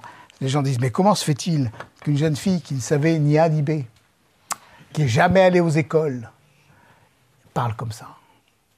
Et était en même temps, c'est ce qu'on dit au procès de réhabilitation, non seulement à son procès, mais à la cour, mais avec les chefs, mais avec ses amis, d'une langue aussi belle, aussi simple, aussi claire et aussi charmante. Et alors il y a une explication qui est quand même extraordinairement simple, mais je sais pas, je ne l'ai pas trouvée chez les historiens. C'est que de 13 ans à 19 ans, pendant 6 ans, elle a été en communication directe, en conversation directe avec les saints et les anges. Avec Sainte Marguerite d'Antioche, princesse, Sainte Catherine d'Alexandrie, qui avait réduit à néant tous les docteurs d'Alexandrie, c'est pour ça qu'elle a fini martyr, Saint Michel Archange, qui n'est pas n'importe qui dans l'art oratoire. Bon. Et Saint Michel Archange, dont elle dit « Et cette voix est belle, et douce, et humble, et parle le langage de France. » Donc on voit très bien, elle a repris. Quand vous fréquentez beaucoup quelqu'un que vous admirez beaucoup, vous finissez par parler comme lui, même par avoir ses tics de langage, même par avoir d'autres tics. Bon. Mais alors évidemment, quand c'est Nicolas Sarkozy, bon... mais, enfin, je dis ça au hasard, je pourrais dire un autre. Bon. Mais quand c'est Saint-Michel Archange ou Sainte Catherine ou Sainte Marguerite, eh bien, ça vous élève. Et regardez bien, belle et douce et humble et parle le langage de France. Donc, si vous êtes à quelques-uns et que vous vous dites, un jour, on va travailler ce livre. On va travailler ce livre. Enfin, travailler, c'est pas un beau mot. On va goûter ce livre. On va prendre joie, on va communier dans ce livre. Alors, il y en a un qui prépare un chapitre, et puis les autres le lisent, et puis on en parle. Et là, vous allez trouver des merveilles, et vous allez pouvoir échanger ces merveilles. Et vous allez pouvoir communier dans ces merveilles, et vous allez faire un petit foyer d'amour de la langue de France, de l'histoire de France, de cette incarnation extraordinaire du génie français qu'est Jeanne d'Arc. Et à ce moment-là, vous reprenez goût au royaume de France. Vous reprenez goût à la France. Un goût vrai. Pas un truc intellectuel, pas un truc doctrinaire, pas un truc de slogan, pas un truc, etc. Bon, quelque chose, quelqu'un, pas quelque chose, quelqu'un à aimer, à connaître, à admirer et à aimer. Aujourd'hui, on parle beaucoup d'identité, n'est-ce pas, l'identité nationale, qu'est-ce que c'est l'identité nationale? Mais l'identité française, c'est très simple. L'identité française, c'est Jeanne. À partir du moment où vous êtes rentré dans le mystère de Jeanne et dans la personne de Jeanne, vous êtes rentré dans le génie de la France, et dans le mystère du royaume de France, et dans le mystère de l'histoire de France. Et vous y êtes complètement à l'aise. Mais rentrer seul, c'est bien, mais rentrer seul pour un royaume, il vaut mieux rentrer à quelques-uns. Et puis quand on rentre à quelques-uns, ensuite on en parle, et ça fait de plus en plus. Et ça fait qu'on fait revivre un pays. Il y a un texte de Jean Guiton, je vais terminer là-dessus, un texte de Jean Guiton que j'ai oublié dans ma sacoche, elle n'est pas là, mais comme je le connais par cœur, je vais vous le dire. Jean Guiton écrit ce texte en 1943. Il est prisonnier en Allemagne. Et il constate que dans l'Oflag où il est, avec des autres officiers, même avec la promiscuité de la prison, il y a des divisions. Et il dit en fait, ces France, au pluriel, souffrent parce qu'elles ne se connaissent pas. Il faudrait peu de choses, mais ce peu sera tout. Un centre de pureté, d'intensité. Un souffle venu du plus profond de la France, du plus profond de l'histoire, et qui aille au-delà du temps présent. En somme, l'analogue de ce que Jeanne fut. Et après, il ajoute, sans attendre de miracle, par un long travail de patience et d'action. Si nous reprenions ce que Jeanne de son temps fut, on pourrait refaire un pays. C'est exactement ce qui nous est demandé. On pourrait refaire un pays. Pour refaire un pays, il faut retrouver une nourriture. Il faut retrouver une nourriture commune, une nourriture belle, une nourriture riche, une nourriture qui vienne du plus profond de notre histoire et qui aille au-delà du temps présent. Et qui peut nous apporter aujourd'hui ce qu'elle a apporté en son temps, c'est-à-dire l'espérance contre tout désespoir. L'espérance au-delà de tout désespoir. Quand elle commence, personne ne croit à la possibilité de la victoire. 5 mois après, tout est gagné. Quand elle meurt, personne ne croit qu'il va rester quelque chose de Jeanne. 5 siècles après, Jeanne revient comme avec une clarté, une lumière, un scintillement de diamant qu'on n'avait même pas connu de son temps. Et elle nous est donnée aujourd'hui, par ces actes du procès, elle nous est donnée aujourd'hui comme même ses contemporains ne l'ont pas eue. Même ceux qui ont été ses compagnons ne l'ont pas vue comme nous avons la possibilité de la voir, avec la même intensité, avec le même éclat. Et on passe à côté, et on l'offre à la grand-mère, et on ne le lit pas. Alors, j'en ai terminé. Ce sur quoi Guiton finit, c'est sur cette formule, car l'histoire de Jeanne est la seule histoire scientifiquement connue, où l'on voit les énergies mystiques mises au service d'une nation. Ce qui prouve que le ciel ne s'est jamais désintéressé du royaume de France et qu'il ne se désintéresse pas non plus aujourd'hui, si toutefois les Français ne s'en rendent pas indignes. Donc la seule chose qui nous est demandée, c'est d'être dignes des grâces qui nous sont envoyées. Si elle nous a été envoyée dans les temps modernes, c'est parce que nous en avions besoin dans les temps modernes. Et si l'ayant dans les temps modernes, on ne se sert pas de ce joyau, si on ne se nourrit pas de cette nourriture, nous n'avons qu'à nous en prendre à notre indignité. Et maintenant que vous le savez, maintenant que vous l'avez à portée de la main, maintenant que vous pouvez le lire, alors vous allez vous faire ce que nous devons tous nous faire, les apôtres du royaume de France auprès des Français. Et quand les Français auront renoué par leur cœur avec le royaume de France, alors le royaume de France sera sauvé. Amen.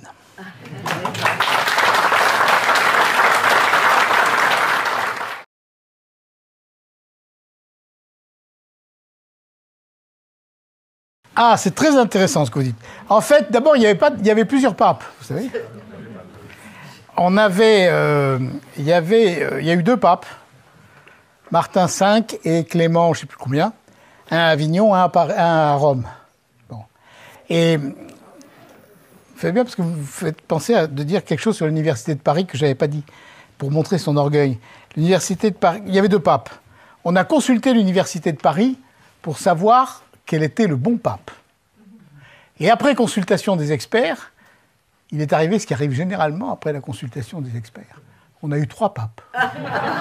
Alors, les Italiens qui étaient furieux qu'on ait consulté l'université de Paris et pas Rome, disaient avec l'accent italien « Ma, nous croyons que l'université de Paris a une caisse d'où elle sort les papes comme elle veut. » Donc, et Jeanne, pendant sa campagne, reçoit une lettre qu'on lui oppose au procès de Rouen, reçoit une lettre du comte d'Armagnac lui disant « Jeanne, ma bonne amie, etc., vous qui avez des révélations particulières, privilégiées du ciel, etc., dites-nous auquel des 3 papes on doit obéir. » Et Jeanne répond, extraordinaire cette réponse, « Mon cher comte et bon ami, je suis en ce moment trop occupé aux choses de la guerre pour vous répondre sur cette question. » Et quand les juges l'interrogent sur cette lettre, elle dit, on voit la scène, « J'étais en train de monter à cheval quand j'ai dicté cette lettre. » Vous la voyez là ? On lui dit, hey, « Jeanne, il y a 3 papes. » Enfin, elle saute sur son cheval, elle dit, « J'ai pas le temps. J'ai pas le temps. » Et d'ailleurs, après, elle dit, « Mais j'étais pas compétente pour ça. » Alors, pour revenir à ce que vous dites, les juges, à un moment, lui disent est-ce que vous obéissez à l'Église et à notre Saint-Père le Pape? Elle dit oui, et j'en appelle au Pape. Et là, elle fait un coup, parce qu'en procédure inquisitoriale, c'est un procès d'inquisition, quand on en appelle au Pape d'une façon, dans un procès grave, et c'est un procès grave puisqu'elle risque sa vie, ça suspend le procès. On suspend le procès et on transporte tout à Rome. Évidemment, Cochon lui dit « le pape est trop loin, il n'en est pas question, etc. » Donc l'appel, apparemment, n'arrivera jamais au pape. Mais, alors, à Rome, on n'a rien fait. À Rome, on n'a rien fait. On n'a pas couvert, mais on n'a pas condamné les juges. On n'a rien fait. Et je ne peux pas imaginer, mais ça c'est moi, je ne peux pas imaginer que Rome n'ait pas su ce qui se passait, parce que tout le monde le savait. C'était quand même, la vedette mondiale, Jeanne. Bon. Et donc, et tout le monde suivait ce procès. Et donc, tout le monde devait savoir. Personne ne s'est levé pour elle, personne. Alors, je pense que la puissance des puissances coalisées était trop forte, et l'université de Paris était trop forte pour qu'on osât s'opposer à l'université de Paris. Et puis Jeanne était vaincue. Et il faut bien dire que le roi et l'entourage royal ne faisaient pas beaucoup de battage pour Jeanne. Donc on se disait, voyons, c'était peut-être bien une sorcière. On ne sait pas. Donc voilà, on n'a pas su. Alors après, 25 ans après, quand Charles VII rentre dans Rouen, il se fait livrer immédiatement le procès. Il le remet à des légistes et il dit « qu'est-ce qu'on peut faire ?» Et les légistes disent « c'est plein de nullités, on peut faire un procès en révision. » Et le procès en révision s'ouvre, mais ils disent « la seule personne qui peut demander, c'est la mère de Jeanne qui est toujours vivante. » Et donc c'est Isabelle Romée qui a demandé au pape, alors pour le coup. Elle a demandé au pape l'ouverture d'un procès en révision. Et le début de sa lettre, c'est extraordinaire, ça vous tire les larmes. « J'avais une fille née en légitime mariage, que j'avais beaucoup aimée et élevée selon les voies de l'Église, etc. » Et bon, qui a été brûlée. Et puis alors on a ouvert le procès, etc. Et puis on a réhabilité et on a annulé ce procès. Ce procès a été annulé totalement. Mais 25 ans après. Sur le moment, c'est l'abandon total. Vous savez, Jeanne est en état de déréliction, c'est Peggy qui le dit, dans un état de déréliction qui est proche de l'état de déréliction de Jésus à sa passion et à sa croix. Il n'y a plus personne, il n'y a plus personne avec elle, rien, personne. Alors qu'elle n'avait jamais vécu seule, Jeanne. Elle a vécu en famille, elle a vécu avec ses compagnons. C'est une, si on peut dire, c'est une femme qui adore, une jeune fille qui adore le compagnonnage, l'équipe. Elle s'entendait très bien avec ses hommes d'armes, etc. Elle a toujours été très entourée. Ses frères sont venus la rejoindre tout de suite. Donc, elle est une fille qui n'a jamais vécu seule. Et là, elle est abandonnée, y compris par ceux qui auraient pu élever la voix, quoi.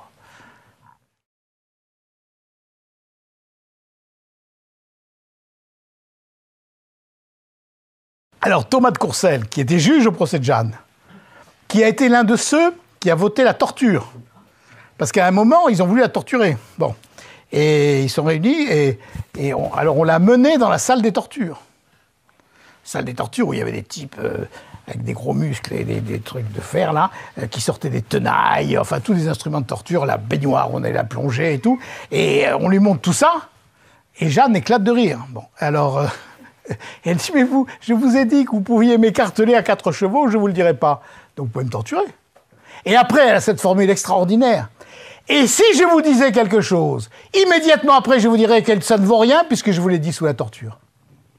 Ce qui est la condamnation en une phrase de toute la torture judiciaire. Amnesty International devrait élever une statue à Jeanne. C'est la condamnation de la torture en une seule phrase. Bon, eh bien... Thomas de Courcelles avait voté la torture. En définitive, à une voix de majorité, ils décideront de ne pas la torturer en disant que ça ne servira à rien. Bon. Et donc, ce qui prouve que d'avoir du courage, ça aide quand même. Et Thomas de Courcelles est donc convoqué au procès de réhabilitation. Et là, c'est extraordinaire à lire. Il se souvient de rien.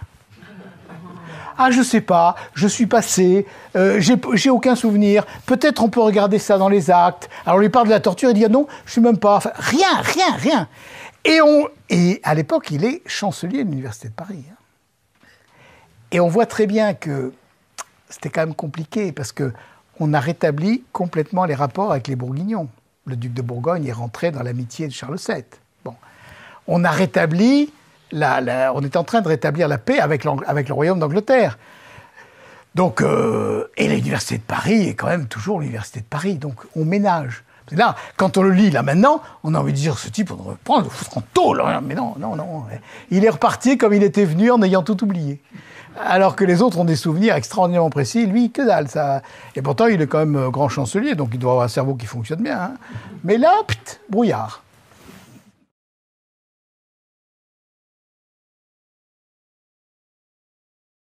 Ben, qu'est-ce que vous voulez, personne s'en est occupé. Personne s'est occupé de... Pour avoir une béatification, il faut que des gens s'en occupent. Les franciscains se sont occupés de faire béatifier et canoniser Saint François. Il y a des ordres religieux qui s'occupent de leurs saints. Bon, Jeanne, personne s'en est occupé. Elle était vénérée, mais personne... Et puis c'était difficile quand même. C'était difficile parce que à chaque fois, on disait quand même... il y a un os, hein. Ça veut dire qu'ils se sont tous trompés. Et en plus, qu'ils ont été pires que ça. Bon. Alors, celui qui a débloqué la situation, c'est le père Jean-Baptiste Hérol, un jésuite du XIXe siècle, qui a écrit 6 volumes sur Jeanne, qui ont été réédités ces temps-ci, que j'ai lus. Il faut se les faire, parce qu'en fait, il combat toutes les théories de son temps aussi. Donc parfois, on a envie de lui dire, il y a un volume entier, il n'a plus parlé de Jeanne, quoi. Il a esquinté Michelet, Quichera, et puis après on lui dit oui, mais Jeanne là-dedans. Enfin bon, mais donc en fait, sa thèse a été quand même très bien faite, c'est-à-dire qu'il dit l'université de Paris était en fait rebelle au pouvoir pontifical. Elle préparait le concile de Bâle, ce qui est vrai. Elle préparait le concile de Bâle, et au concile de Bâle, elle a essayé de faire triompher sa thèse, qui était, écoutez bien, comme les choses sont modernes, le concile est supérieur au pape. Et c'est le concile qui détient la vérité et pas le pape. Bon. Donc, alors, le père Hérol a trouvé l'angle d'attaque et il a dit Jeanne a été condamnée par des types, des clercs qui étaient en voie de schisme et en voie d'hérésie. Donc c'est pour ça qu'ils l'ont condamné. Et il a envoyé à Léon XIII, et Léon XIII lui a dit très bien, continuez. Bon. Et donc après, Monseigneur Dupanloup, évêque d'Orléans, a repris le flambeau. Et puis après, le cardinal Touchet, qui a été évêque d'Orléans, a écrit 2 volumes, La Sainte de la Patrie. Alors, le cardinal Touchet, il est tombé amoureux de Jeanne dès le premier jour où il l'a connue. Hein. Bon. Et il a écrit 2 volumes, La Sainte de la Patrie, qui sont magnifiques, et dans lesquels, qui ont été réédités. Moi, c'est moi qui les ai fait rééditer, alors je sais. Et ils ont été... il l'apprend au premier jour et il la suit jusqu'au dernier. Et lui, il a fait le procès de béatification. Et ensuite, on attendait 2 miracles pour avoir le procès pour avoir la canonisation. Et on avait un miracle et on n'en avait pas 2. Et le second, alors, le cardinal Touchet a imaginé quelque chose. Il est parti en pèlerinage à Lourdes avec son diocèse et il a dit à une vieille dame qui était mourante dans son pèlerinage, vous allez demander votre guérison, mais vous n'allez pas la demander ni à Notre-Dame de Lourdes, ni à Sainte Bernadette, vous allez demander à Sainte Jeanne d'Arc. Et elle a demandé à Sainte Jeanne d'Arc et elle a été guérie. Alors il a écrit à Rome, ça y est, j'ai mon second miracle. Et le pape, c'était Pie X. Le pape Pie X a dit les Français sont fous, quoi. Bon. Et donc il a rangé le truc en disant non, ça n'existe pas ce truc-là. Bon. Et donc elle n'a pas eu son miracle. Et alors on pense, après je ne sais pas, mais je pense que le second miracle, c'est que la République l'ait faite héroïne nationale. Donc à l'unanimité des 2 chambres. Et là, voilà. Mais vous savez, encore maintenant, je dis maintenant, il y a d'éminents ecclésiastiques ici qui sont des amis de Jeanne, mais il y a beaucoup d'ecclésiastiques auprès de qui Jeanne, encore aujourd'hui, ne passe pas. Ne passe pas. Et moi, j'ai un très bon ami prêtre, dont je ne citerai pas le nom, mais c'est un très bon ami, qui m'a dit un jour, votre Jeanne d'Arc, elle m'énerve, parce qu'elle dit, je n'ai jamais tué personne. Mais Hitler non plus, il n'a jamais tué personne. Et Churchill non plus, ils n'ont jamais tué personne. Mais ils ont fait tuer des millions de gens. Les chefs de guerre, ils ne tuent jamais personne en personne, personnellement, mais ils font tuer. Je lui dis, vous parlez exactement comme Cochon. Alors, il m'a dit, pourquoi vous dites ça? Parce que Cochon, quand Jeanne dit, je n'ai jamais tué personne, Cochon lui dit, mais enfin, Jeanne, vous avez été dans des batailles où beaucoup d'Anglais furent tués. Et Jeanne lui répond, comme vous en parlez doucement, ils avaient qu'à rentrer chez eux. Et dans l'assistance,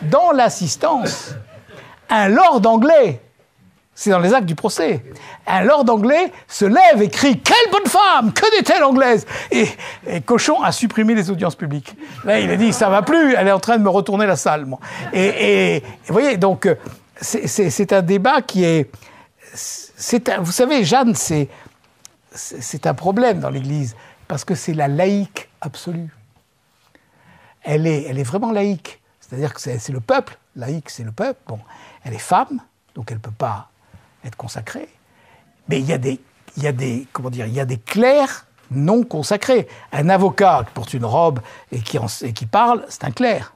C'est un clerc non consacré, mais c'est un clerc. Un journaliste, c'est un clerc. Un écrivain, c'est un clerc. Un professeur, c'est un clerc. Tous ceux qui vivent de leur intelligence ou de leur plume ou de tout ça, ce sont des clercs. Bon. Qui est-ce qui est le vrai laïc, en dehors de la femme? C'est le paysan et le soldat. Ceux-là, c'est les vrais laïcs. Et Jeanne, elle est femme, paysanne et soldat. Et cela, qu'une laïque aussi laïque, c'est-à-dire aussi humble, reçoivent la grâce de couronner le roi de France par Saint-Michel et parle directement au nom de Dieu. Tout ce que j'ai fait, je l'ai fait par le commandement de Dieu. Non, tout pas ça. Tout ce que j'ai fait de bien, je l'ai fait par le commandement de Dieu. C'est très dur à passer pour les hommes de Dieu, qui sont le canal ordinaire de la médiation de la grâce. Donc c'est un problème.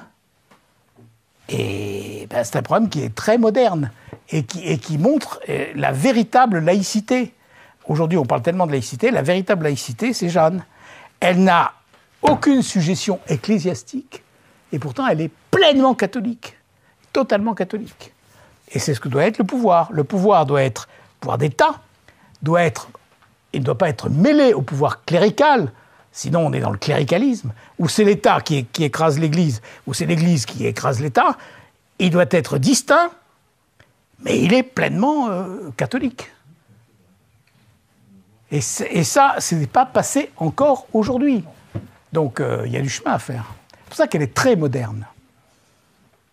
Elle est très moderne dans l'histoire de France, elle est très moderne dans l'histoire de l'humanité, et elle est très moderne dans l'histoire de l'Église.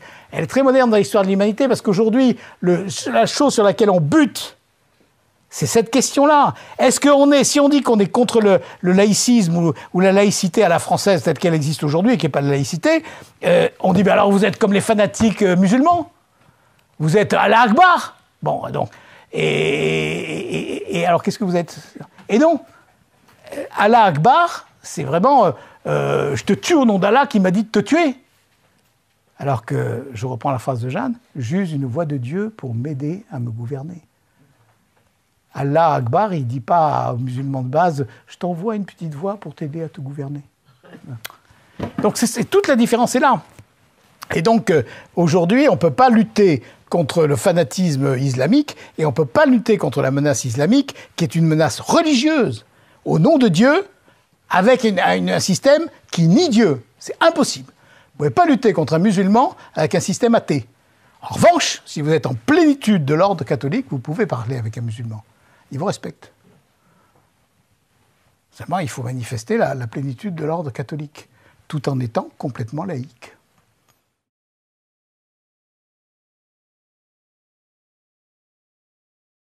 En tout cas, je ne suis pas le maître d'œuvre, hein. Je suis l'intermédiaire.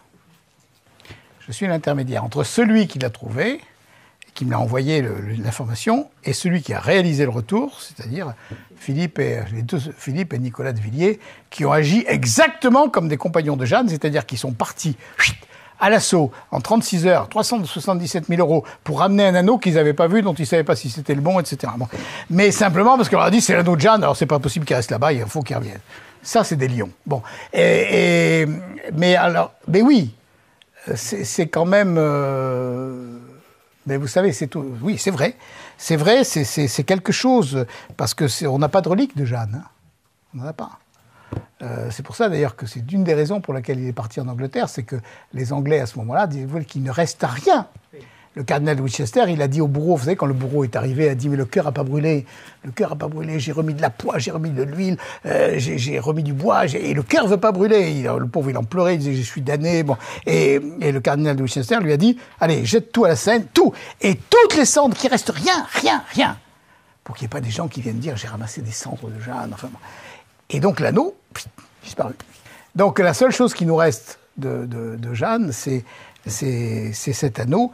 Et que cet anneau revienne en France, qu'il revienne en même temps au Puy du Fou, qui est quand même aujourd'hui l'endroit, le lieu où, à travers des êtres, à travers des spectacles, à travers une vie, on voit vivre le royaume de France, c'est un grand symbole. Hein.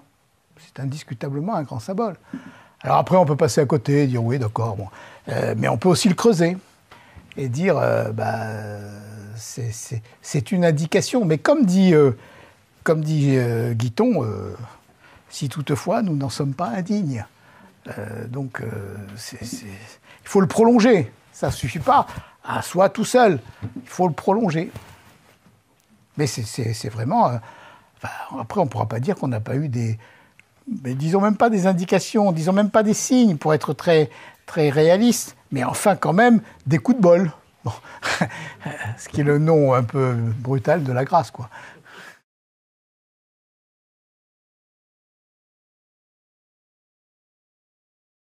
À la Sorbonne, c'était tout près.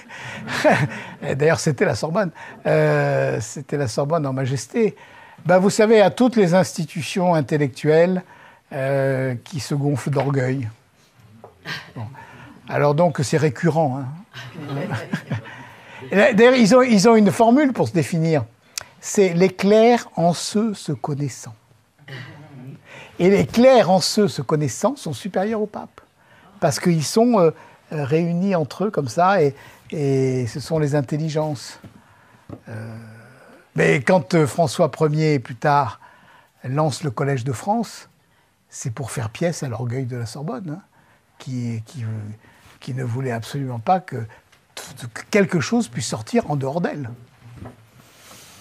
L'éducation nationale, qui est très très loin, ces gens-là étaient infiniment plus intelligents. Hein. C'était, comme quand je dis un procès soviétique, c'est un peu une insulte à l'université de Paris, parce que les soviétiques à côté, c'est des gros bourrins, quoi, si vous voulez. Eux, c'est de la dentelle. Hein. On vous torture, mais en dentelle.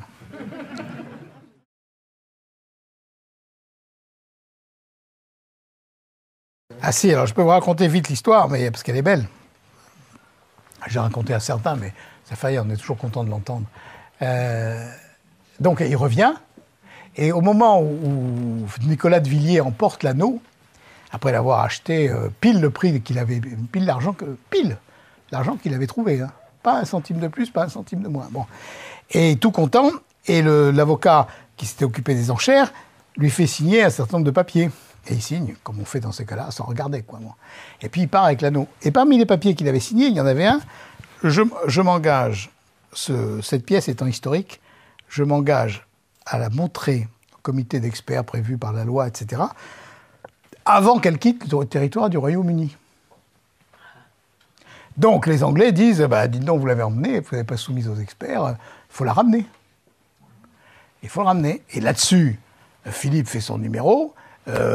J'irai moi-même me constituer prisonnier à la Tour de Londres, mais si vous voulez, venez le voir ici, vous êtes les bienvenus, mais pour le reste, too late, messieurs les Anglais, too late. Bon, alors, et puis dans la réception que vous avez vue peut-être sur YouTube au Puy du Fou, quand il s'adressait à la foule, alors, l'anneau doit-il repartir en Angleterre? Non! L'anneau doit-il rester ici? Oui! Le peuple a parlé. Enfin bon, alors donc, et alors tout ça c'est bien joli, mais il reçoit des lettres recommandées, enfin des avis, des sommations d'avoir à exécuter la signature et la loi, sa signature et la loi. Bon. Et il me dit, bon, tu nous as mis dans ce merdier là, donc maintenant t'es avocat, tu t'occupes, enfin tu nous défends. Et je lui dis, oui, ben je vous défends. Attends, s'ils viennent, tu te rends compte, on leur dit cet anneau, vous l'avez volé à une sainte que vous avez brûlée il y a 6 siècles de recel. Ça coûte cher, hein? On va se faire un pognon, tu vas faire 3 spectacles de plus au Puy du Fou. Bon. Et puis quand même, comme je suis pas un spécialiste des douanes, je consulte quelques confrères qui sont spécialisés là-dedans et qui me disent, rêve pas avec ton recel et tout ça. Il n'y a même pas de procès. Parce qu'il y a des accords entre tous les pays d'Europe, et même entre tous les pays du monde d'ailleurs, mais surtout entre tous les pays d'Europe, qui font que si l'Angleterre demande à la France d'envoyer ses douaniers, ses gendarmes pour récupérer l'anneau, eh ben, il n'y a pas de procès, ils vont le récupérer. De même que si ça se passait réciproquement en Angleterre, on dirait au Royaume-Uni, envoyez-nous le truc, voilà, c'est tout. Bon, il n'y a pas de procès, il n'y aura pas de procès. Ils vont débarquer et ils vont prendre l'anneau. Alors, il dit, bon, ben, je le planque. Bon, alors, mais je le planque, mais ben, ça arrangeait pas les affaires, quoi. Et là, comme j'étais donc son avocat, qui me demandait conseil, je lui dis, il faut passer par la reine. Et parce que la reine Victoria avait dit au XIXe siècle, cet anneau doit rentrer en France. Donc, tu as un argument. Alors, il me dit, oui, mais la reine, je vois pas comment, et tout. Et puis, tout d'un coup, il me dit, ah oui, si. J'ai rencontré, quand j'étais parlementaire européen, un parlementaire européen anglais, un lord, qui est lord. Je vais m'adresser à lui. Donc il s'adresse au lord et il lui raconte l'histoire de l'anneau. Et le lord lui dit, mais la semaine prochaine, il y a encore une réception où je vais voir la reine, je vais lui en parler. Alors le lord voit la reine et lui dit, Majesté, mon ami, le vicomte, le joli de Villiers de Saint-Aignan, il y a des moments où ça sert, quoi. Bon. Et donc, cet anneau, enfin il raconte le truc, quoi. Et la reine dit que le vicomte m'écrive. Alors le vicomte, lui, prend sa plus belle plume et écrit à Sa Majesté une lettre dans laquelle il rappelle la reine Victoria, etc. Et puis plus rien. Plus rien, mais plus de sommation. Plus rien, silence. Et au bout de, je sais pas, quelques jours, ou quelques semaines même quand même, au moins pas tout à fait un mois, il reçoit une lettre du service officiel des douanes anglaises, enfin du service qui lui dit, du patrimoine, qui lui dit... Monsieur, tout est en règle. Ne vous inquiétez pas, tout est en règle, l'affaire est... Bon. Et alors il appelle son copain, le lord, il lui dit, c'est merveilleux, mais qu'est-ce qui s'est passé? Et le lord lui répond, alors écoutez bien ça, c'est merveilleux. Chez nous, un battement de cils de la reine suffit. Et maintenant, quand vous allez au Puy du Fou et que vous faites tout le trajet à l'intérieur du château, et que vous arrivez, après des tas de spectacles magnifiques, que vous arrivez dans un endroit où on vous dit, maintenant, recueillez-vous, vous allez passer en silence dans la chapelle où vous allez vénérer un objet très précieux qui est l'anneau de Jeanne d'Arc revenu en France avec la permission de sa gracieuse majesté. Et donc, voilà, les choses sont renouées. Et le Royaume-Uni a été à la hauteur. D'ailleurs, vous savez que Jeanne a une statue à Winchester, hein, à Westminster, dans la cathédrale de Westminster. Jeanne a sa statue. Donc ça, Et dans une réunion que j'ai faite il n'y a pas longtemps à Angers, avec un certain nombre d'étudiants, très sympathiques d'ailleurs, et il y avait parmi les étudiants un qui m'a posé une question avec un accent anglais assez fort. Alors après, je lui ai dit, vous êtes... Il m'a dit, oui, je suis anglais, mais nous, les Anglais, on aime Jeanne plus que vous. Il ne faut pas nous la faire encore. Hein. Jeanne et Napoléon. Hein.